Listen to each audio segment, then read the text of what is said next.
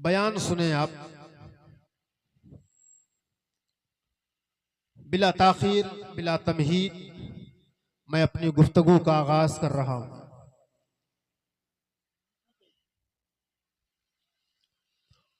अल्लाह वाहदहु ला शरीक अपने पाक कलाम में इरशाद फरमाता है, वमा खलक़तुल जिन्ना वल इंसा इल्ला लियअबुदून। ये मैंने आयत करीमा की तिलावत की है और तिलावत करने के बाद फैज़ाने कुरान पाक से हमने अपने आप को माला माल किया। आप लोगों ने सिमाअत करके अपने आप को माला माल किया। कायनात के अंदर अल्लाह पाक ने 18,000 मखलूक़ात को पैदा फरमाया है। कितनी मखलूक़ात हैं दुनिया में? जोर से बोलो, कितनी मखलूक़ात हैं? 18,000। पेड़ पौधे, चरिंद परिंद, दरिया पहाड़, समंदर, जमीन आसमान, चांद सूरज सितारे, ये सब मखलूक है। अल्हम्दुलिल्लाह तमाम मखलूक़ात में रब ने अपने करम से हमको आपको सबसे अफजल और आला बनाया है, सबसे बेहतर बनाया है। और हम में सबसे बेहतर, सबसे अफजल, सबसे आला रब ने अपने हबीब को बनाया है। जोर से बोलो सुभान अल्लाह। कायनात की सारी मखलूक़ात नाकिस है, सिर्फ मेरे आका की वाहिद जात ऐसी है जो मखलूक कामिल है, वरना कायनात की सारी मखलूक़ात नाकिस है।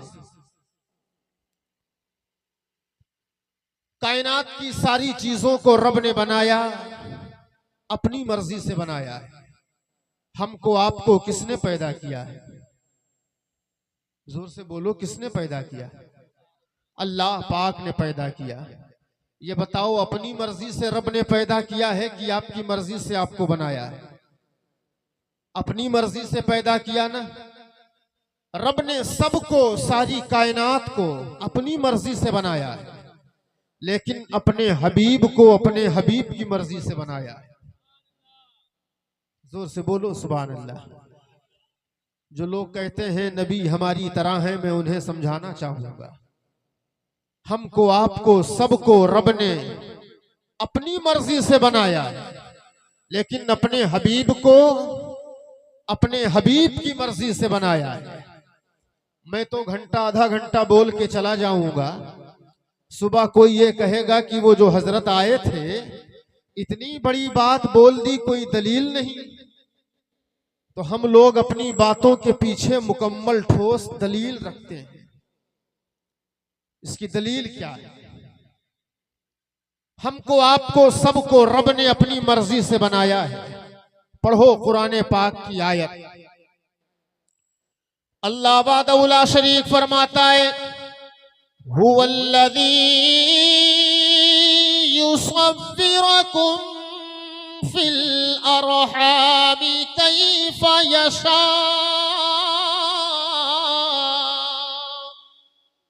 जोर से बोलो सुभान अल्लाह।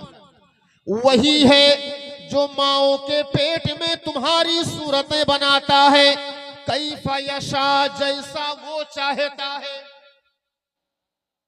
वही है जो माओ के पेट में तुम्हारी सूरतें बनाता है, वो जैसा चाहता है। रब ने सबको अपनी मर्जी से बनाया, लेकिन जब अपने हबीब को बनाया तो अपने हबीब की मर्जी से। इसकी दलील क्या है? तो शायरे दरबारे रिसालत हजरत हस्सान बिन साबित अंसारी का कौल मुझे याद आ रहा है। पहुंचे सरकार की बारगाह में, अर्ज करते हैं, सरकार आपकी तारीफो तौसीफ में एक नात लाया हूं पढ़ने के लिए। सरकार ने फरमाया, पढ़ो। हजरत हस्सान ने आका की तारीफ किस तरह बयान की है, सुनो। फरमाते, व अहसनु मिन कलम तरक़्क़तु ऐनी व अजमलु मिन कलम तलिदिन निसा।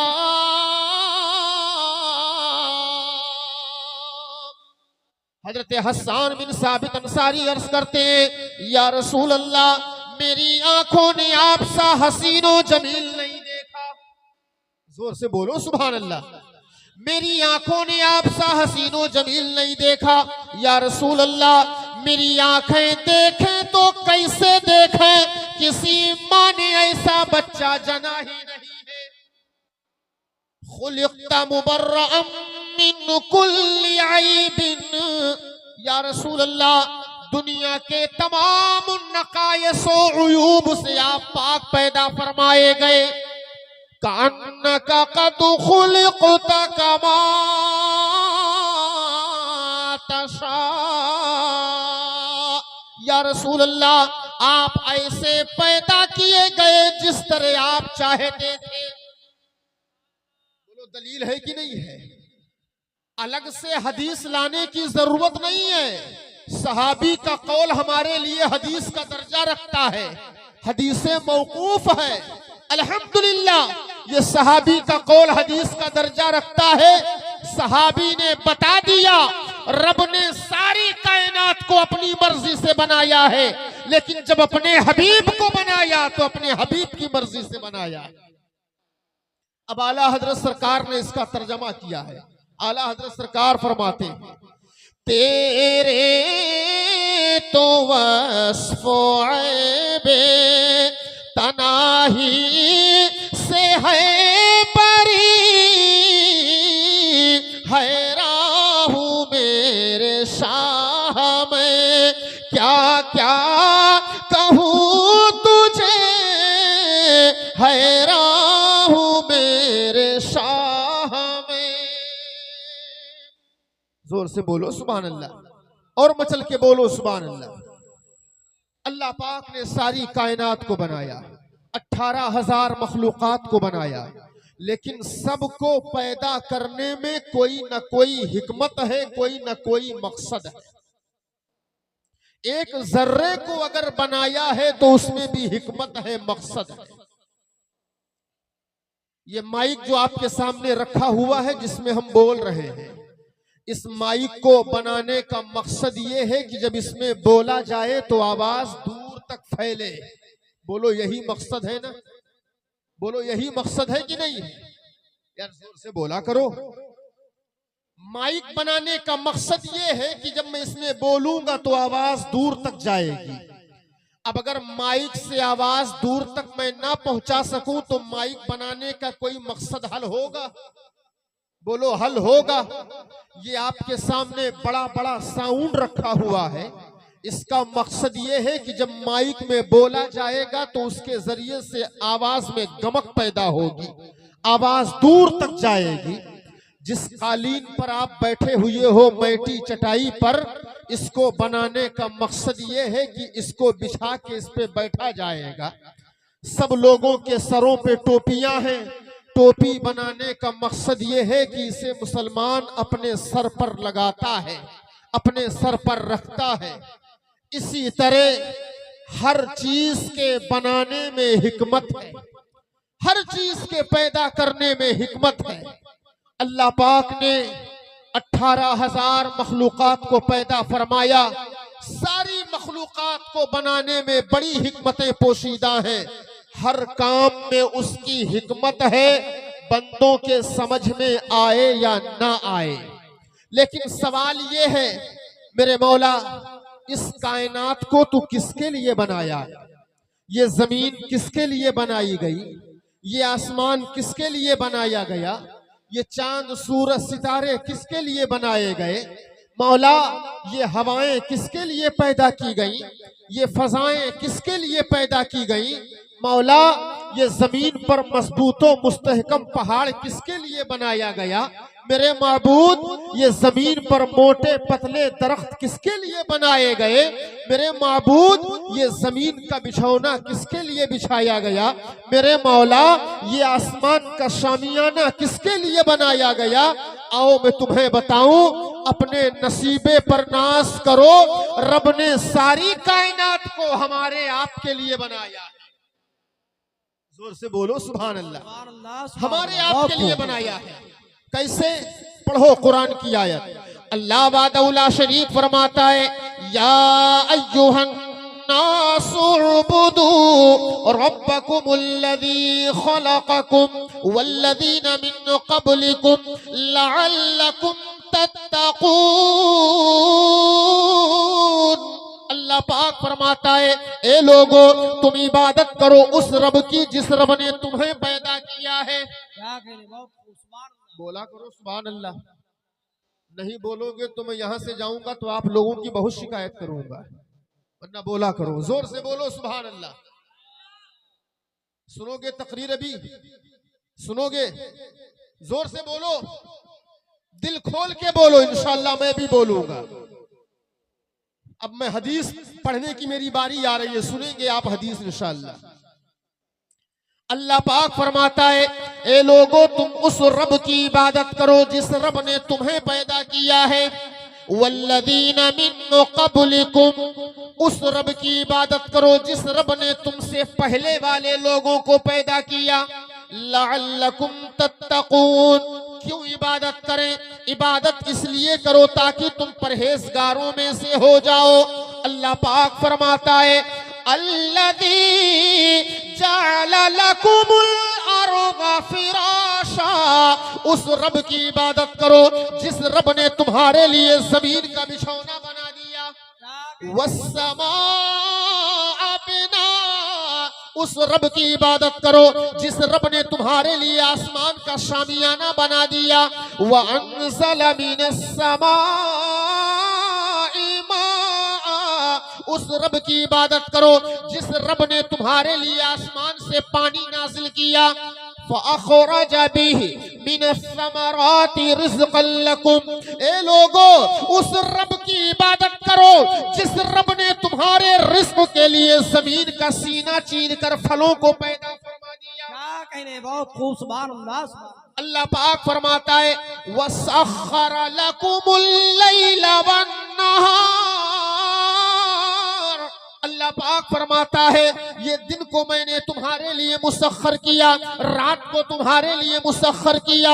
वसख्खर लकुमुश शम्स वल कमर, सूरज को तुम्हारे लिए मुसख्खर किया गया, चांद को तुम्हारे लिए मुसख्खर किया गया। और एक मौके पर रब ने यहां तक फरमाया, हुवल्लज़ी खलक़ लकुम मा फिल अर्ज़ि जमीआ, अल्लाह पाक फरमाता है कायनात के अंदर, जमीन के ऊपर, आसमान के नीचे या जमीन के अंदर की चीजें, जितनी चीजें बनाई गई सारी चीजों को तुम्हारे लिए पैदा किया। कितना बड़ा रब का एहसान है। ये जमीन हमारे लिए, आसमान हमारे लिए, चांदो सूरज हमारे लिए, सितारे हमारे लिए, दरिया पहाड़ हमारे लिए, कायनात का जर्रा जर्रा हमारे लिए, ये दिन रात हमारे लिए, ये लैलो नहार हमारे लिए, ये शम्सो कमर हमारे लिए, ये गुलो समर हमारे लिए, ये बरगो बर हमारे लिए, कायनात का जर्रा जर्रा हमारे लिए, सारी चीजें हमारे लिए अल्लाह पाक ने पैदा फरमाया। अल्हम्दुलिल्लाह दुनिया आज तक फायदा उठाती आ रही है, कयामत तक फायदा उठाती रहेगी। नारे तकबीर, नारे रिसालत, नारे रिसालत। रहमते आलम कॉन्फ्रेंस, रहमते आलम कॉन्फ्रेंस, मसलके आला हजरत, मसलके आला हजरत मोहतरम अली फैजी साहब किबला, मोहतरम अली फैजी साहब किबला। नारे तकबीर, नारे रिसालत। आप देख रहे हैं मिंबर नूर पर, जिसके लिए आप बड़ी देर से बेचैनो बेकरार थे, वो बेहतरीन लतूल लहजा आपकी पाकिज़ा समातों के हवाले बड़ी तेज़ी के साथ होने वाला है इंशाअल्लाह। उनके तरन्नुम से, उनके लहजे से, उनके तलफ़्फ़ुज़ात से आप फ़ायदा उठाएंगे।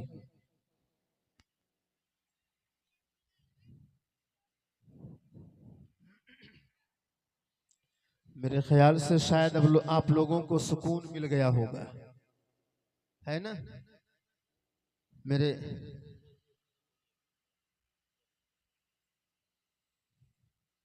बिरादर मुकर्रम, मुहिब्बे मुकर्रम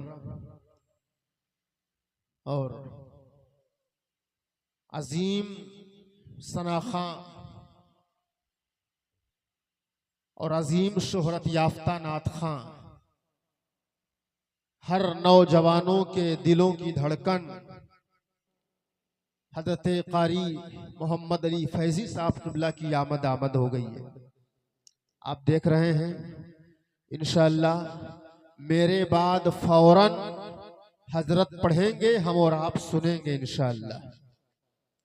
अब वो आपके ऊपर है कितनी देर आप सुनेंगे, कितनी देर वो पढ़ेंगे, लेकिन फिलहाल माइक पे मैं बैठा हूं, आप पहले मुझे बर्दाश्त करें। इतनी आसानी से हम भी माइक नहीं छोड़ेंगे, चूंकि हम भी आए हुए हैं ना। मैं अर्ज ये कर रहा था, सुनोगे ना, सुनोगे, ताजा दम होकर के बैठो। अब जलसा आपका बिल्कुल कामयाबी की तरफ जा रहा है। ये ना देखो इतना बड़ा पिंडाल है, मजमा कम है, ये हमारे आपके देखने में कम है। ये अल्लाह और उसके रसूल का जिक्र सुनने के लिए ऐसी ऐसी मखलूकात यहाँ हाजिर है कि हम और आप देख नहीं सकते, जगह नहीं है यहाँ। हर आदमी अपना अपना देखता है। आप बैठे हो, आप सुनो, इंशाअल्लाह सवाब लेकर के जाओगे इंशाअल्लाह। यहाँ बैठोगे तो बहुत बड़ा काम होगा। कितना बड़ा काम होगा मालूम है? कोई सुबह आपसे पूछे कि रात भर जागते रहे, पूरी रात की नींद कुर्बान कर दिए, मिला क्या आपको? तो आपका जवाब ये थोड़ी ना होगा कि 2 ठू नान खटाई मिल गई। जवाब क्या होगा आपका? जवाब देना मैं आपको बताता हूं, जवाब सुनिए, पढ़ो हदीस पाक। अल्लामा उस्मान दमिश्की रहमतुल्लाहि ताला अलैह ने फरमाया, लिखा अपनी किताब में अद्दुर्रुल मुनज़्ज़म फी मौलिदिन नबील आज़म में, हदीस पाक है। अन अब्दुल्लाह इब्न अब्बास रज़ियल्लाहु तआला अन्हुमा अन्नहु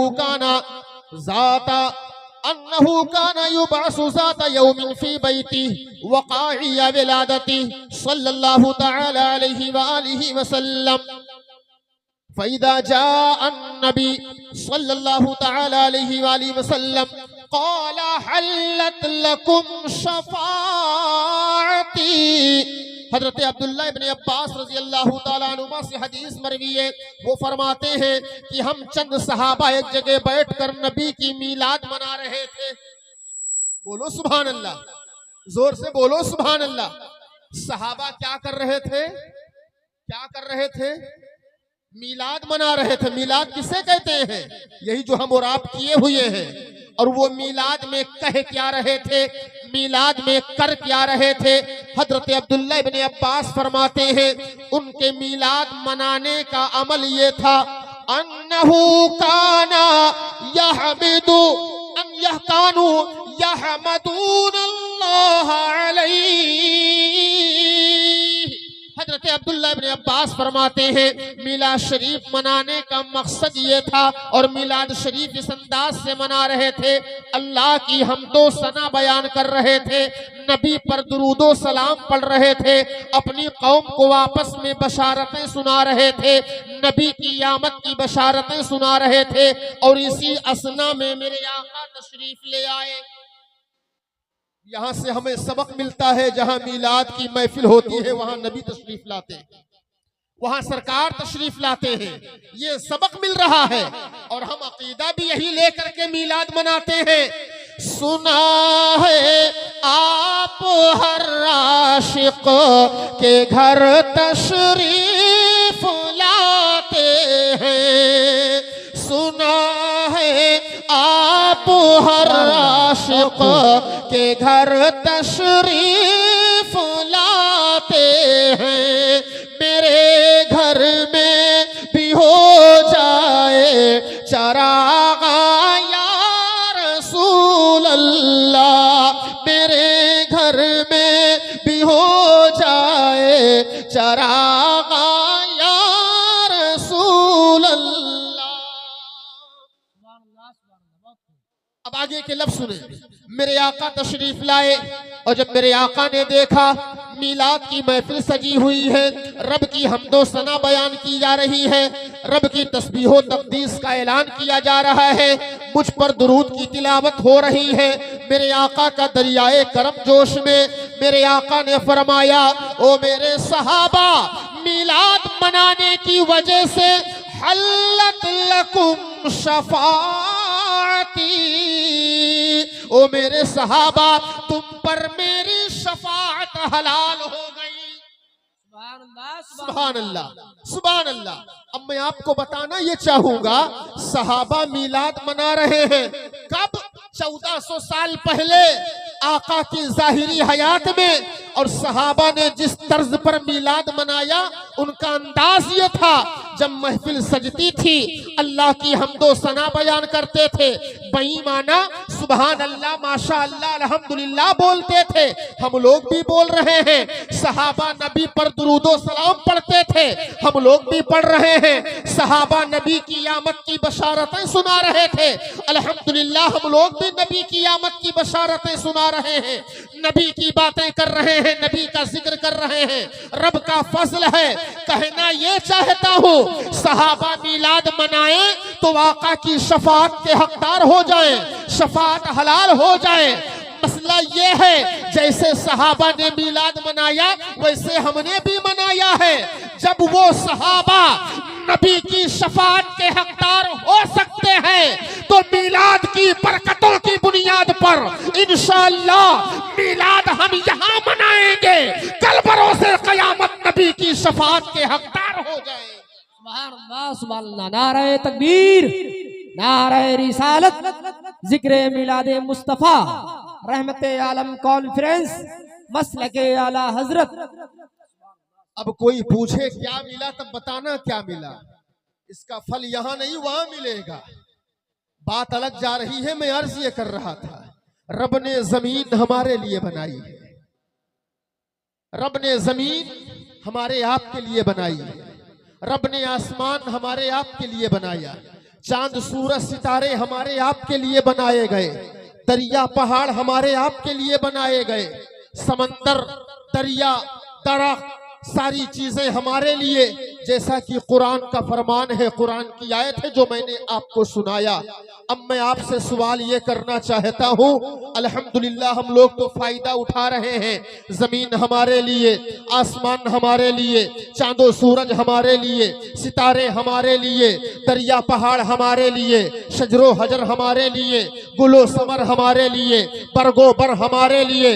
लेकिन ए मुसलमानों, मैं तुमसे सवाल करना चाहता हूँ, ये बताओ कभी आज तक आपने ये सोचा रब ने हमको किस लिए बनाया है? रब ने हमको किस लिए बनाया है? कभी ये सोचा आपने? ये जमीन हमारे लिए, आसमान हमारे लिए, ठीक है। हम किसके लिए बनाए गए? हमारी तख्लीक का मकसद क्या है? तो जितने मिंबर शरीफ पर उलमा बैठे हैं, इनसे पूछने की जरूरत नहीं है। रब ने आज से 1400 साल पहले या तकरीबन 1450 साल पहले मेरे रब ने हमारी आपकी रहबरी के लिए कुरान नाजिल कर दिया।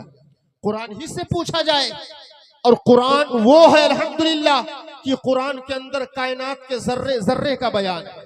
चलो कुरान से पूछा जाए। अल्लाह दौला शरीफ फरमाता है, वकुल्लु सगीरिन व कबीर मुस्ततर। दुनिया की हर छोटी बड़ी चीज कुरान के अंदर पोशीदा है।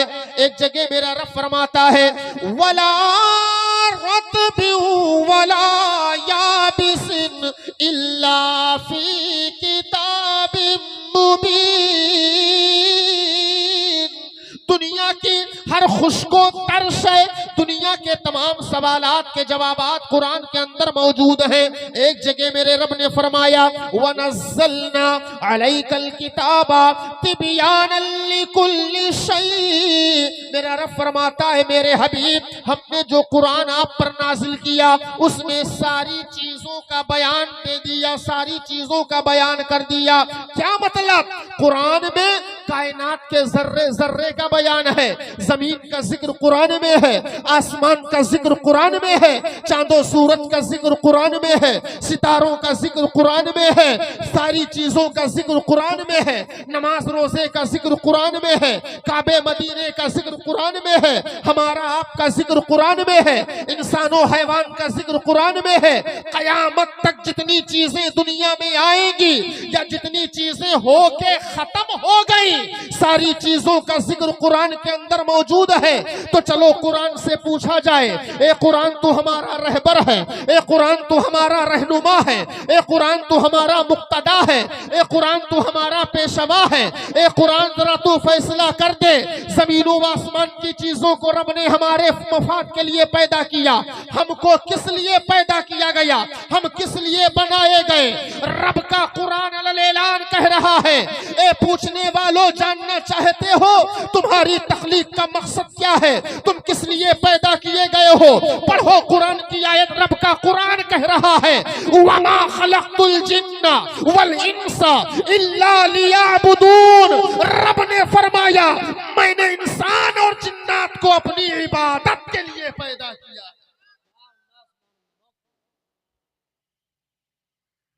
कितने लोग इबादत करते हो, कितने लोग इबादत करते हो। अभी कारी साहब किबला आपसे पूछेंगे आपके गांव में मस्जिद है कि नहीं है।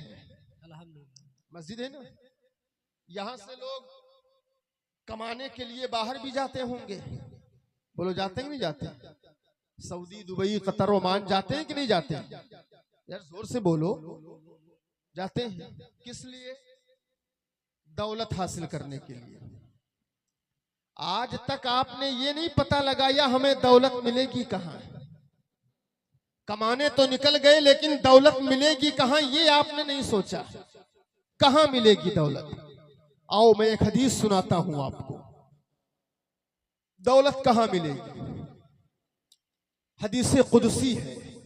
हदीस कुदसी उस हदीस को कहा जाता है कलाम खुदा का हो, रावी मुस्तफा हो, उसे हदीस कुदसी कहा जाता है। सुनो हदीस पाक, ईमान ताजा होगा। जरा जोर से बोलो सुभान अल्लाह।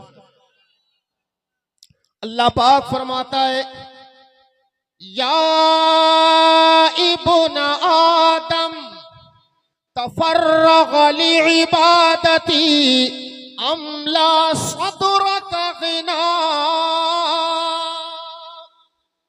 अल्लाह वादउला शरीक ने वादा फरमाया, मेरे बंदो, ए इब्ने आदम यानी ए आदम की औलाद, यूं कह लो रब ने फरमाया मेरे बंदो, तफर्रग लिइबादती।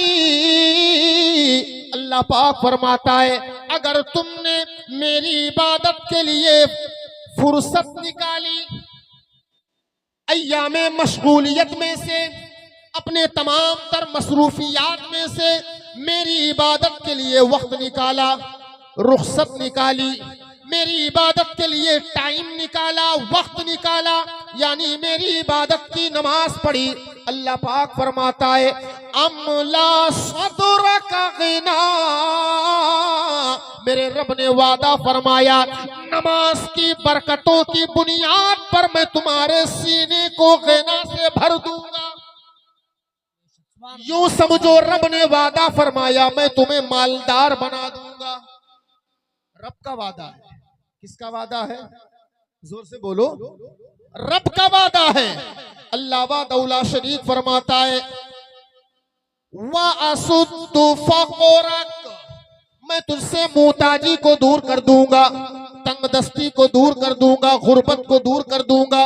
व इल्लम तफ़अल, और अगर तुमने ऐसा ना किया, मेरी इबादत ना की, नमाज नहीं पढ़ी, अपनी मसरूफियात में से इबादत के लिए वक्त नहीं निकाला, टाइम नहीं निकाला, मेरा रब फरमाता है मला तू सदरा का शुगुला। एक दूसरी रिवायत वयदा का शुगुला।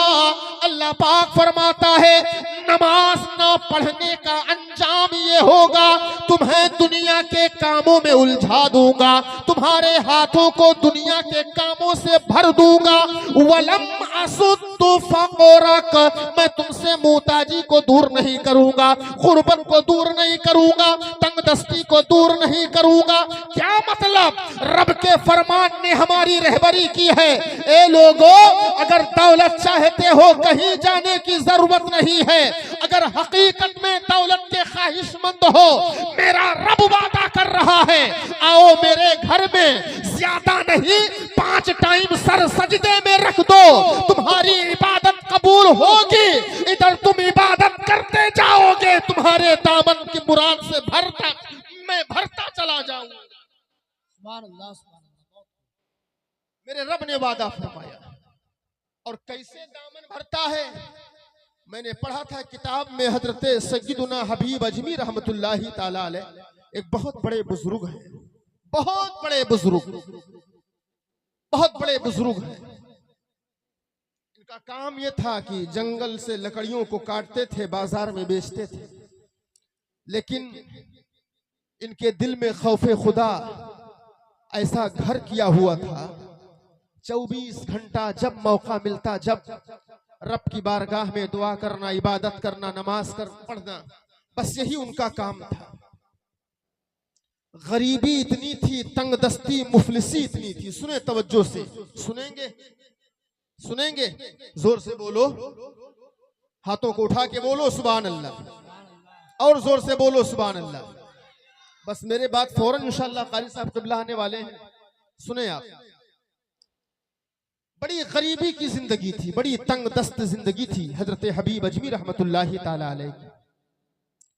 एक दिन, 2 दिन, हफ्ता, 10 दिन, महीना, साल गुजर गया, किसी तरह घर का निजाम चलता रहा, खाना बनता रहा, चूल्हा जलता रहा। एक दिन आपकी शरीके हयात ने कहा, मेरे शोहरे नामदार, मेरे सरताज, ये कब तक ऐसे काम चलता रहेगा? कहीं बाहर निकलिए रोजी रोटी की तलाश में। कब तक ऐसे काम चलेगा? कब तक लोगों के यहाँ से उधार मांग मांग कर खाना बनाती रहूंगी? बाहर निकलिए रोजी रोटी कमाने के लिए। अच्छी बात है, रोजी रोटी हासिल करना, कमाना, यह भी अच्छी बात है, बल्कि इबादत है। इबादत, हलाल तरीके से रोजी हासिल करना, बच्चों की परवरिश करना, इबादत है, इबादत। बुखारी शरीफ की हदीस पाक में है, अगर किसी आदमी ने अपनी औलाद और अपनी औरत के मुंह में जायज तरीके से मोहब्बतों से एक लुकमा डाल देगा, उसे सदक़े का सवाब मिलेगा। सुभान अल्लाह, इबादत है। आपकी शरीके हयात ने कहा, मेरे सरताज, कहीं बाहर निकलिए रोजी रोटी की तलाश में। कब तक घर का निजाम ऐसे चलेगा?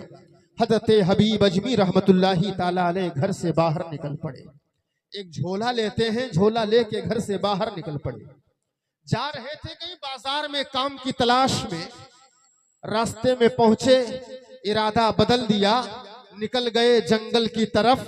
झोला टांगा खूंटी पर, दरख्त पर, और वहीं रुमाल बिछा के दिन भर बैठ के अल्लाह अल्लाह करते रहे। बोलो सुभान अल्लाह, जोर से बोलो सुभान अल्लाह। वहीं अल्लाह अल्लाह करते रहे हजरत हबीब अजमी रहमतुल्लाहि ताला अलैह। शाम हुई, सूरज गुरूब हुआ, झोला लेके वापस आ गए। यहां शरीके हयात का हाल ये है, दरवाजे पर बैठकर इंतजार में हैं, आएंगे कुछ लाएंगे तो बनाऊंगी तो बच्चे खाएंगे।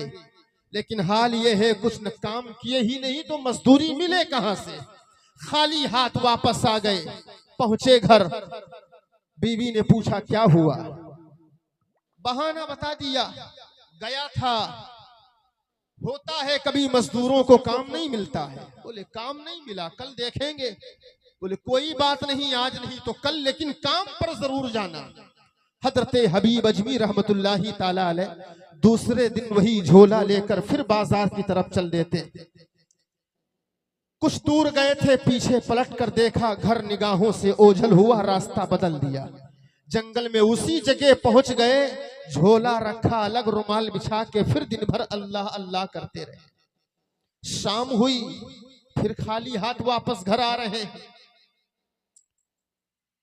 इधर दरवाजे पे बैठ कर इंतजार किया जा रहा है, अब आएंगे तो कुछ लाएंगे तो बनेगा तो बच्चे खाएंगे। इंतजार हो रहा है, खाली हाथ वापस आए। बीवी की नजर खाली झोले पर पड़ी। हजरत हबीब अजमी रहमतुल्लाहि ताला अलैह से पूछा क्या हुआ?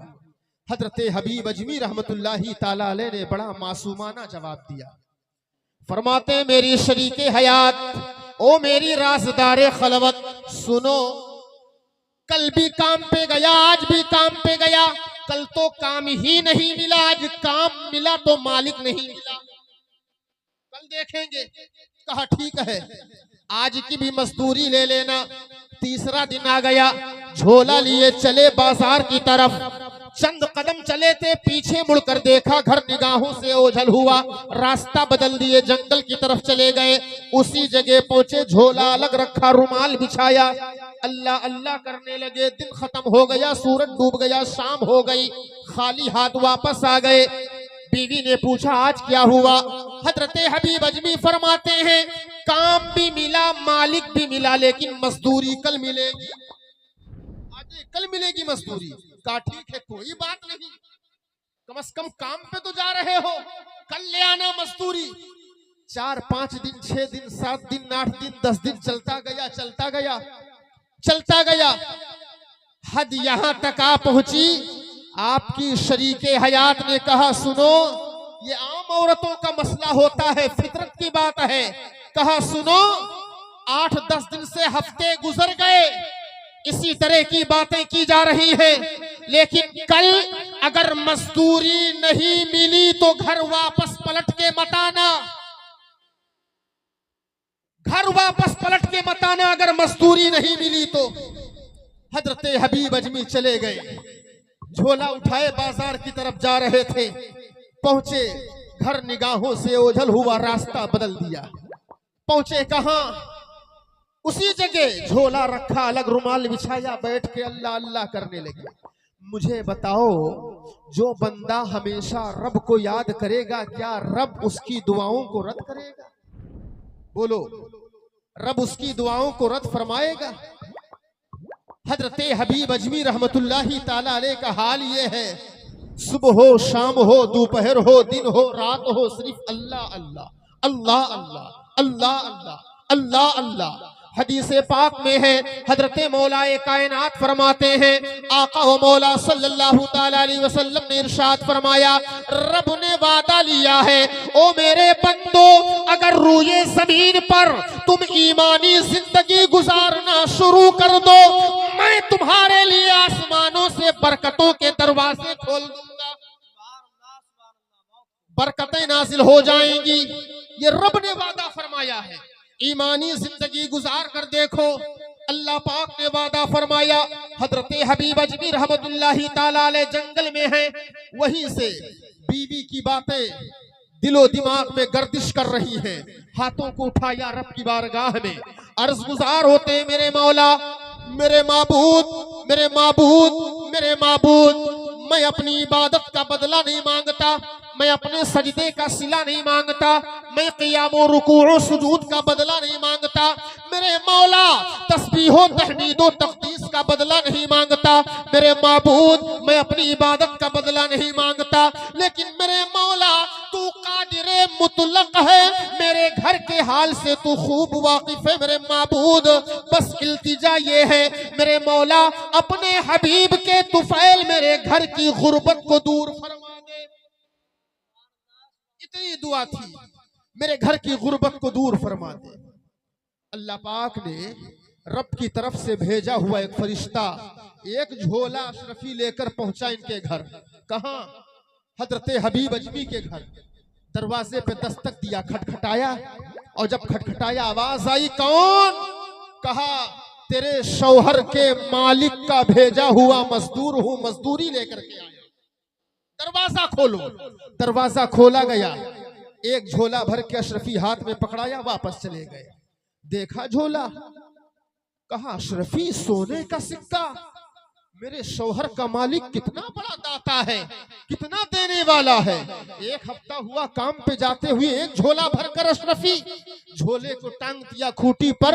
अब खुशी का ठिकाना नहीं है, दहलीज पर बैठ गई, इंतजार कर रही हैं मेरे शौहर घर वापस आए तो उन्हें खुशखबरी सुनाऊं, उन्हें बताऊं कि आपकी मजदूरी अशरफी की शक्ल में आ चुकी है।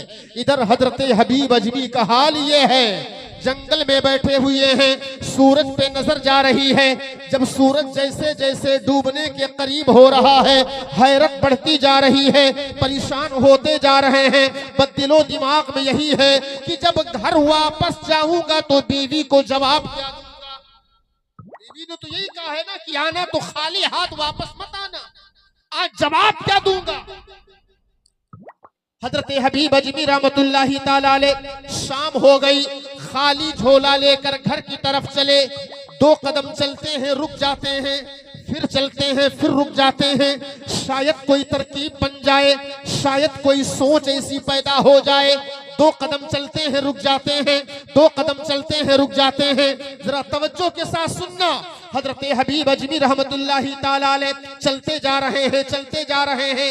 एक तरकीब सूझ गई, एक तदबीर आ गई, जहन में एक ऐसी सोच आ गई। हजरत हबीब अजमी को किसी ने बताया कि खाली झोला लेकर घर मत जाओ, इस झोले में मिट्टी का ढेला भर लो। मिट्टी का ढेला समझते हैं ना? बोलो समझते हो नहीं समझते हो? मिट्टी का ढेला भर लो। कहा क्यों? इसलिए खाली झोले पर नजर पड़ेगी तो गुस्सा ज्यादा होगा, और जब भरे झोले पर नजर पड़ेगी तो गुस्सा ठंडा होगा। अगर गुस्से में कोई फैसला किया जाए तो बना हुआ काम बिगड़ जाता है। अगर गुस्से में कोई फैसला किया जाए, इसलिए बुजुर्गों ने मना किया है गुस्से में फैसला नहीं करना चाहिए। गुस्से में अगर फैसला किया जाएगा तो बना हुआ काम बिगड़ जाएगा, और अगर खुशी खुशी कोई फैसला किया जाए तो बिगड़ा हुआ काम बन जाएगा। ये तरकीब आ गई। हजरत हबीब अजमी झोले में मिट्टी का ढेला भर रहे हैं। अब मिट्टी का ढेला भर लिए, उठा के चल दिए, घर की तरफ चल रहे हैं। दो कदम चलते हैं फिर रुक जाते हैं। थोड़ी देर के लिए बीवी की नजर झोले पर पड़ेगी तो झोला तो भरा हुआ है, खुश तो हो जाएगी, लेकिन जब झोला खोल कर देखेगी मिट्टी का ढेला, तब क्या हाल होगा? हजरत हबीब अजमी ये सोचते हैं, रुक जाते हैं, फिर चलते हैं फिर रुक जाते हैं, थोड़ी दूर चलते हैं फिर रुक जाते हैं। बिल आखिर घर आ गया। आपकी शरीके हयात दहलीज पर बैठी इंतजार कर रही हैं, जल्दी आए तो मैं खुशखबरी सुनाऊं। जैसे ही हजरत हबीब अजमी को आते हुए देखा, खुशी का ठिकाना नहीं रहा, खुशियों का ठिकाना नहीं रहा। आपकी शरीके हयात ने कहा, ओ मेरे शोहरे नामदार, कौन से मालिक के यहाँ काम करते हो? तुम्हारा मालिक कितना बड़ा देने वाला दाता है।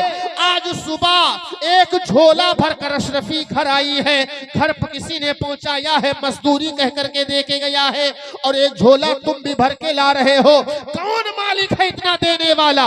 हजरत हबीब अजमी फरमाते हैं, ओ मेरे शरीके हयात सुनो, मैं उस मालिक के यहाँ मजदूरी करता हूँ जो मालिक सारी कायनात को रोजी देता है। से बोलो सुभान अल्लाह। मैं उस मालिक के यहाँ रोजी मजदूरी करता हूँ जो मालिक सारी कायनात को रोजी देता है। कहा कौन? हजरत हबीब अजमी फरमाते हैं, मेरा मालिक वो है जिसने जमीन पैदा की, मेरा मालिक वो है जिसने आसमानों को बनाया है, यानी मैं अपने रब के यहाँ मजदूरी करता हूँ। मौलाए कायनात फरमाते हैं, ए लोगों, अगर तुम्हें जिंदगी में गुर्बत घेर ले, तंगदस्ती घेर ले, मुफलिसी आ जाए तो कहीं जाने की जरूरत नहीं है। अगर गुर्बत आ जाए तो अपने रब से सौदा किया करो। रब की बारगाह में एक खर्च करोगे, रब के नाम पर एक खर्च करोगे, अल्लाह पाक उसके पादाश में 10 गुना अता फरमाए। हजरत हबीब अजमी मिट्टी का झोला लेके पहुंचे, बीवी के हाथ में झोला पकड़ा दिया, घर के बाहर रुक गए। कहा अंदर जब ढेले पर नजर पड़ेगी तो मेरा क्या हाल होने वाला है। बाहर रुक गए। आपकी शरीके हयात की खुशियों का ठिकाना नहीं। सुनो जो मैं आपको बताना चाहता हूँ, अल्लाह पाक जब नवाजने पर आता है तो कैसे नवाजता है, कैसे देता है। इबादत और रियाजात की बुनियाद पर जिंदगी में कैसे इनकलाबात आते हैं, ऐसे ऐसे इनकलाबात आते हैं कि इंसान तसव्वुर में नहीं ला सकता है। रब ने जगह जगह कुरान में इरशाद फरमाया, मैं तुम्हें ऐसी जगह से रोजी दूंगा जहां तुम गुमान नहीं कर सकते हो। अपने रब को राजी करके तो देखो, अपने रब को राजी तो करो। हजरत हबीब अजमी ने झोला पकड़ाया, घर के बाहर खड़े हो गए। आपकी शरीके हयात वो मिट्टी से भरा झोला घर के अंदर ले गई, और जैसे अंदर लेके गई, झोले को घर के आंगन में पलटा है। तारीख दानों ने लिखा है कि मिट्टी से भरा झोला घर के आंगन में पलटा जा रहा है। जब झोले में डाला गया था तो मिट्टी का ढेला था, लेकिन जब घर के आंगन में पलटा गया तो वो मिट्टी का ढेला ढेला न रहा, सब सोने के सिक्के बनकर घर के आंगन में खनकते दिखाई दे रहे हैं। मैं आपको पैगाम देना चाहता हूँ, हजरत हबीब अजमी किसी पैगंबर का नाम नहीं है, हबीब अजमी कोई नबी रसूल नहीं है, हबीब अजमी हबीब अजमी कोई फरिश्ते नहीं है। मैं आपको बताना ये चाहता हूँ, एक अल्लाह के बरगुज़ीदा बंदे हैं, अल्लाह के वली हैं। इबादत और रियासत की बुनियाद पर इतना बड़ा इनकलाब पैदा हुआ, इतना बड़ा इनकलाब पैदा हुआ कि घर का सारा नक्शा बदल गया है। बताने का मकसद ये है, इबादत की बुनियाद पर जब वहां इनकलाब आ सकता है, यहाँ हम रब की बारगाह में अपने सर को झुकाएंगे। यकीन ये है हमारी जिंदगी में भी इनकलाब आ जाएगा। सुभान अल्लाह, सुभान अल्लाह, सुभान अल्लाह। बहुत खूब, बहुत खूब, माशाअल्लाह। क्या कहने, सुभान अल्लाह। हजरात मोहतरम, बहुत देर से मेरे भाई जनाब कारी मोहम्मद अली फैजी साहब बैठे हुए हैं। मेरा अपना मिजाज नहीं है कोई मेरा मेहमान हो और बहुत देर से इंतजार करे। मैं अपनी बातों को यही समेटता हूँ। इंशाअल्लाह जिंदगी ने वफा किया तो फिर कभी मुलाकात होगी, गुफ्तगू करूँगा। अस्सलाम वालेकुम।